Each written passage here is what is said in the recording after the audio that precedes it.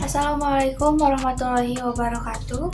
Perkenalkan, nama saya Intan Nabila dari jurusan Ilmu Politik Angkatan 22, Fakultas Ilmu Sosial dan Ilmu Politik Universitas Siliwangi. Di sini saya akan membahas bagaimana perbandingan sistem kapitalisme antara negara Amerika Serikat dan Jepang melalui historical approach. Kapitalisme bukan menjadi hal baru di dunia, karena pada kenyataannya pasti memiliki pengaruh yang begitu kuat terhadap kehidupan sosial dan ekonomi masyarakat. Kapitalisme memiliki sejarah yang cukup panjang, dimulai sejak ditemukannya sistem perniagaan yang dilakukan oleh para kapitalis. Dunlin Dilliard membagi menjadi 3 tahapan dalam perkembangan kapitalisme. Di antaranya, kapitalisme awal periode 1500 sampai 1750, kapitalisme klasik 1750 sampai 1914, dan kapitalisme lanjut 1914, yang mana para kapitalisme ini sudah ada sebelum sistem kapitalisme ini muncul.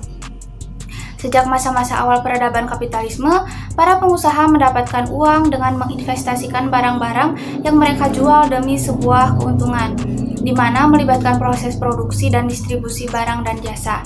Munculnya kapitalisme itu sendiri terkait erat dengan gerakan individualisme yang didasarkan pada pengakuan hak-hak individu, termasuk hak milik, yang artinya individu mengambil peran sentral dalam sistem, bukan pemerintah saja.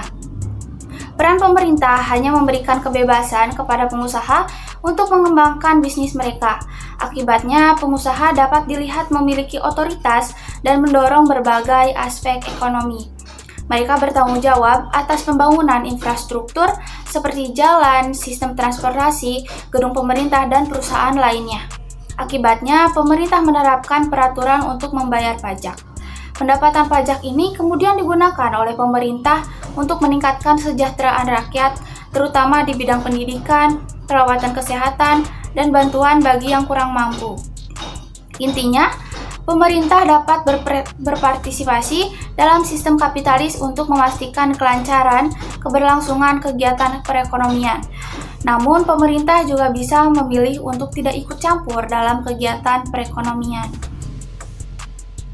Berdasarkan hal tersebut, saya akan membahas bagaimana perbandingan sistem kapitalisme antara Amerika Serikat dan Jepang dengan menggunakan historical approach, di mana pemilihan pendekatan sejarah atau historical approach ini dapat diketahui latar belakang dan perkembangan dari sistem kapitalisme antara kedua negara tersebut.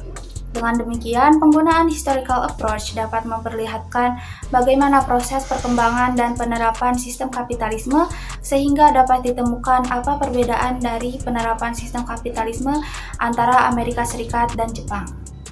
Yang pertama ada Amerika Serikat. Sistem kapitalis Amerika telah dicirikan oleh kombinasi kapitalisme dinamis dan kebijakan negara kesejahteraan maju, di mana tanggung jawab utama untuk kesejahteraan terletak pada perusahaan dan individu. Konsentrasi perusahaan bisnis sejalan dengan sifat unik perdagangan Amerika, yaitu unionisme. Bisnis unionisme ini memprioritaskan mengamankan kontrak kerja terbaik untuk anggota serikat pekerja, yang mencakup tidak hanya upah yang kompetitif tetapi juga manfaat insentif seperti liburan berbayar, asuransi, dan layanan kesehatan terutama pasca Perang Dunia II. Model bisnis serikat pekerja ini tidak hanya mencerminkan dominasi perusahaan di ranah bisnis, tetapi juga perpecahan yang ada di dalam kelas pekerja di Amerika.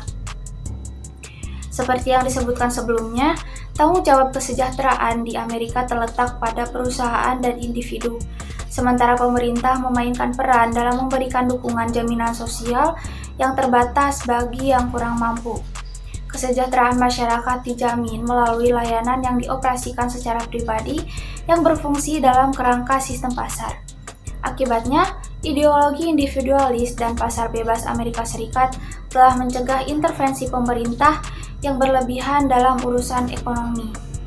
Namun, kecenderungan monopolistik yang ditunjukkan oleh perusahaan bisnis memerlukan regulasi untuk mempertahankan kehidupan ekonomi, memastikan pelestarian persaingan pasar, dan menjaga kepentingan konsumen. Pada akhir abad ke-19, gerakan antitrust muncul yang mengarah pada berlakunya Undang-Undang Sherman pada tahun 1890 yang melarang kegiatan atau organisasi ilegal apapun yang membatasi perdagangan atau kegiatan komersial. Undang-undang ini mendorong pengembangan undang-undang antitrust berikutnya dan memaksa perusahaan untuk menghindari monopoli pasar. Ini menunjukkan bahwa pemerintah Amerika melakukan intervensi dalam masalah ekonomi bukan karena konflik kelas, melainkan untuk melindungi dari persaingan pasar. Selama tahun 1980-an dan 90-an, masyarakat Amerika mengalami restrukturisasi sistem kapitalismenya. Keynesianisme, sebuah ideologi ekonomi, ditinggalkan, mengakibatkan pemotongan pengeluaran anggaran pemerintah, penghapusan pembatasan kegiatan industri, privatisasi sektor jasa tertentu, dan pengurangan kebijakan negara kesejahteraan sosial. Inflasi yang dialami pada tahun 1970-an pun mendiskreditkan kebijakan ekonomi Keynesian. Pemerintahan Reagan pada awal 1980-an berusaha untuk menstimulasi kekuatan pasar dengan mengurangi pendapatan pajak dan anggaran belanja pemerintah. Meskipun oposisi publik kemudian muncul terhadap pengurangan tersebut, dan kebijakan yang bertujuan mengurangi defisit pemerintah tetap merupakan proses yang lambat. Deregulasi dalam industri penerbangan menandai penyimpangan dari tradisi regulasi industri New Deal, dan kemudian diikuti oleh deregulasi di perkereta-apian, industri truk, telekomunikasi, dan pasokan listrik. Industri kereta api milik negara, sektor jasa lokal, dan penjara diprivatisasi. Sebuah program kesejahteraan sosial untuk menyediakan lapangan pekerjaan yang menjadi model kebijakan ideologi buruh baru di Inggris pun diberlakukan di Amerika Serikat. Program ini membatasi durasi pembayaran kesejahteraan yang diselenggarakan negara dan memaksa penerima untuk bekerja dengan upah yang rendah. Perubahan gaya manajemen selama revolusi manajerial awal abad ke-20 memunculkan poin yang sama pentingnya. Pentingnya nilai pasar perusahaan meningkat karena pergerakan modal yang lebih bebas, popularitas investasi di bursa saham, dan perluasan industri jasa keuangan. Doktrin yang berlaku tentang nilai-nilai pemegang saham telah menggeser tujuan manajemen perusahaan ke tujuan tunggal memaksimalkan nilai saham perusahaan dengan meningkatkan laba. Manajer mengejar tujuan ini dengan terlibat dalam opsi perdagangan saham yang memberi insentif kepada mereka melalui imbalan yang terkait dengan kenaikan harga saham perusahaan mereka.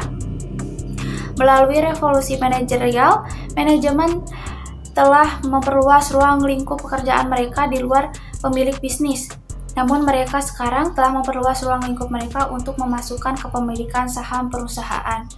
Oleh karena itu, Amerika Serikat identik dengan sistem ekonomi kapitalis. Sistem kapitalisme Amerika selama periode waktu ini mencerminkan ciri-ciri khas sejarahnya. Tetapi itu bukan semata-mata manifestasi dari karakteristik unik yang dimilikinya. Sistem kapitalisme yang ada di Amerika juga merupakan hasil dari adaptasi kembali kapitalisme dengan masyarakat Amerika setelah krisis ekonomi tahun 1970-an. Yang kedua, Jepang. Jepang adalah salah satu negara di luar masyarakat barat yang berhasil melaksanakan proses industrialisasi pada abad ke-19 setelah restorasi Meiji. Sistem kapitalisme Jepang, di mana negara mengambil peran langsung dan konsentrasi perusahaan mengambil bentuk kelompok industri yang mencakup hampir keseluruhan ekonomi.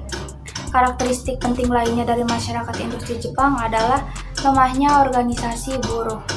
Meskipun pekerja berusaha untuk mengorganisir diri mereka sendiri, mereka mengalami beberapa keberhasilan selama Perang Dunia Pertama, ketika industri berkembang pesat dan permintaan akan buruh melonjak. Mereka menghadapi tantangan yang signifikan dari para pengusaha dan represi yang dilakukan negara. Kebijakan negara tentang kesejahteraan sosial juga mengalami stagnasi, sebagian karena pengusaha memilih untuk menerapkan skema kesejahteraan perusahaan yang menyatukan para pekerja dan memisahkan mereka dari gerakan buruh. Fitur-fitur ini berbeda dikembangkan lebih lanjut selama era pasca Perang Dunia Kedua, ketika mesin pertumbuhan ekonomi Jepang berada di puncaknya, mendorong ekonomi Jepang untuk menjadi yang terbesar kedua secara global. Aspek yang membedakan proses industrialisasi Jepang adalah munculnya ekonomi industri yang dikenal sebagai zaibatsu yang memiliki hubungan dekat dengan pemerintah. Chalmers Johnson menyimpulkan bahwa kekalahan militer Jepang sebenarnya meningkatkan kemampuan negara untuk mengalahkan ekonomi dengan menghilangkan campur tangan militer dan membongkar hambatan untuk zaibatsu. Meskipun zaibatsu dihancurkan, kemudian direkonstruksi kembali pada awal Perang Dingin yang mengarah pada pergeseran kebijakan otoritas pendudukan sekutu yang didominasi Amerika terhadap Jepang. Secara signifikan, zaibatsu dibangun kembali di bawah kekuasaan Kementerian Perindustrian dan Perdagangan Jepang yang berfungsi sebagai kekuatan pendorong di balik kebijakan industri negara tersebut. Kementerian memanfaatkan otoritasnya atas perdagangan mata uang dan investasi untuk mendorong pertumbuhan industri masa depan. Oleh karena itu, tidak ada keraguan bahwa Jepang memiliki sistem kapitalis yang sukses yang berbeda dibandingkan dengan negara-negara lain. Keterlibatan langsung negara dalam perekonomian telah mendorong beberapa pengamat ekonomi untuk mengusulkan pengembangan kebijakan industri yang sama di pemerintahan Barat. Pola kepemilikan bank, korporasi, dan keuangan yang berlaku di Jepang berbeda dari model pasar saham yang ada. Dominasi perusahaan atas pekerja tampak lebih menonjol di Jepang daripada di Amerika Serikat, di mana serikat buruh memiliki kapasitas yang lebih besar untuk melawan. Kesejahteraan perusahaan juga lebih luas di Jepang, membuat Ronald Dorn menggambarkan kapitalisme gaya Jepang sebagai bentuk kapitalisme kesejahteraan. Akibatnya, sistem kapitalisme di Jepang lebih terorganisir dan diatur oleh pemerintah jika dibandingkan dengan sistem Amerika Serikat. Pemerintah Jepang memberikan pengaruh yang lebih besar dalam mengatur pasar dan kepemilikan perusahaan, sementara juga mendorong kebijakan mempromosikan kolaborasi antara perusahaan dan bank. Jepang membanggakan sektor industri maju, meliputi otomotif, teknologi informasi, dan farmasi. Sehingga dapat disimpulkan bahwa sistem kapitalisme di Amerika Serikat dan Jepang memiliki perbedaan dalam hal pengaturan pasar, kepemilikan perusahaan, dan pengaruh pemerintah. Di Amerika Serikat, sistem kapitalisme cenderung lebih bebas dan kurang diatur oleh pemerintah. Sementara itu, di Jepang, sistem kapitalisme lebih teratur dan diatur oleh pemerintah. Di Amerika Serikat, pasar bebas dan persaingan dianggap sebagai cara terbaik untuk mencapai efisiensi ekonomi. Kepemilikan perusahaan cenderung bersifat pribadi dan tidak terlalu banyak diatur oleh pemerintah. Di sisi lain, Jepang pemerintahnya memiliki pengaruh yang lebih besar dalam mengatur pasar dan kepemilikan perusahaan. Pemerintah Jepang juga memiliki kebijakan untuk mendorong kerjasama antara perusahaan dan bank. Namun, kedua negara ini memiliki kesamaan dalam hal pentingnya inovasi dan teknologi dalam meningkatkan efisiensi ekonomi. Kedua negara juga memiliki sektor industri dan maju seperti otomotif, teknologi informasi, dan farmasi. Sekian dari saya. Kurang lebihnya mohon maaf. Assalamualaikum warahmatullahi wabarakatuh.